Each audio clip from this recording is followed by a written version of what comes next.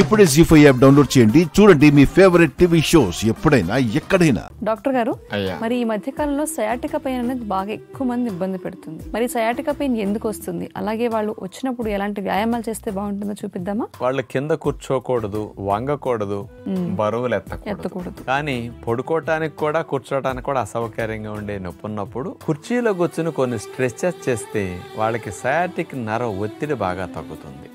మరి అలాంటి నొప్పి తీవ్రతో బాధపడేవారు కుర్చీలో కూర్చుని ఒత్తిడిని తగ్గించడానికి ఎలాంటి టెక్నిక్స్ మనం ఉపయోగిస్తే బాగుంటుందో చూడండి. ఇప్పుడు ముందుగా కుర్చీలో చివరకంటూ జరిగి నడుము లైన్గా పెట్టి కూర్చున్న తర్వాత ఎడమ కాలు పైన కుడి కాలుని అట్లా పెట్టేసుకుని కూర్చుని రెండు చేతులతో కుడి మోకాల దగ్గర అట్లా పట్టుకుని మోకాల్ని రొమ్ము దగ్గరకు వచ్చేటట్టు అట్లా లాక్కోవాలి. తర్వాత మళ్ళా కాలుని స్ట్రైట్ గా చేస్తాం.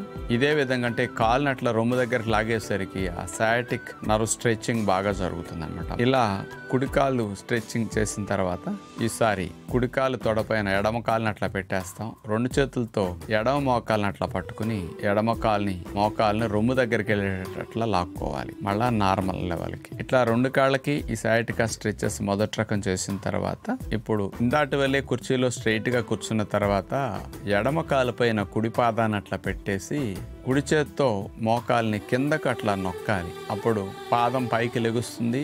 మెడ నడుమై కూడా ఎడం వైపుకి అట్లా మనం ట్విస్ట్ చేయాలి. ఆ తర్వాత మళ్ళీ స్ట్రైట్ గా తీసుకొస్తాం. స్ట్రెచ్ చేసిన తర్వాత అదే భంగిమలో కదపకుండా కాలును ఒక 5-10 సెకండ్లు అట్లాగా కిందకు నొక్కి ఉంచవచ్చు.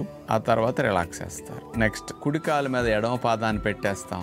ఈసారి ఎడమ చేతిని ఎడమ మోకాలు పైన పెట్టేసి ఎడమ మోకాలు కిందకి నొక్కుతూ కుడివైపుకి మెడ నడువుని మనం అట్లా ట్విస్ట్ చేస్తాం. మళ్ళా ఎడమ చేతితో ఎడమ మోకాలు నొక్కాలి. సేమ్ అట్లా సైడ్కి నడువుని మెడని ట్విస్ట్ చేయాలి. ఇట్లా కిందకి నొక్కి ప్రెస్ చేసినప్పుడు అదే భంగిమలో ఒక 5-10 సెకండ్లు ఉంటే ఇక్కడ కూడా మంచిది అనమాట. ఇక మూడవది, కుర్చీలో వెనక జరిగి కూర్చుంటాం. కుడికాల్ని మోకాల దగ్గర నుంచి స్ట్రైట్ గా చాపేస్తాం. మెడని నడువుని వెనక్కి విరుస్తాం. ఈ రకంగా స్ట్రెచెస్ చేయాలి. ఇట్లా ఒక 8-10 రౌండ్స్ చేయగలిగితే బాగుంటుంది. అదే విధముగా ఈసారి కుడికాలు నేల మీద ఆనిచ్చేసి ఎడమ కాలుని స్ట్రైట్ గా చాపుతాం. మెడని నడువుని వెనక్కి విరిచేస్తాం. సేమ్ అదే విధంగా 10 రౌండ్స్ అట్లా చేయగలిగితే బాగుంటుంది. అంటే మీరు 52 కేజీలు అట్లా ఉంటే సరిపోతుందమ్మా. 60 కేజీలు ఉన్నారు, కొంచెం బరువు 8-10 కేజీలు తగ్గేసరికి కూడా కొంత భారం తగ్గుతుంది, నొప్పులు తగ్గడానికి అవకాశం ఉంటుంది. అందుకని ఈ మోకాళ్ళ నొప్పులు తగ్గటానికమ్మా మీరు ఏం చేస్తారంటే జిగురుత్పత్తి బాగా అక్కడ పెరగటానికి మీరు మంచం మీద వెళ్ళకిలా పడుకుని రెండు కాళ్ళు గాలిలోకి పైకి లేపి గాలిలో సైకిల్ దొక్కటం, ఎయిర్ సైక్లింగ్ అంటాం, చూపించాం, గుర్తుందా ఎప్పుడన్నా? దానివల్ల జిగురుత్పత్తి బాగా పెరుగుతుంది. ఇక రెండవదమ్మా, కుర్చీలో కుర్చీ వేసేసి 2-3 కుర్చీలు అయితే హైట్ అవుతాయి, దాని మీద కూర్చుని కాళ్ళు వేడాలేసేసి రెండు కాళ్ళని ఇదిగో స్ట్రైట్ గా చాపటం, మళ్ళీ మడవటం, మళ్ళీ స్ట్రైట్ గా చాపటం, మళ్ళీ మడవటం, ఇలాంటి వ్యాయామాలు చేయటం. చాపినప్పుడు స్టిఫ్ గా అట్లా బిగబెట్టి 1 నిమిషం అట్లా హోల్డ్ చేసి మళ్ళా మోకాడు వంచడం, ఇట్లాంటి వ్యాయామాలు చేయండి.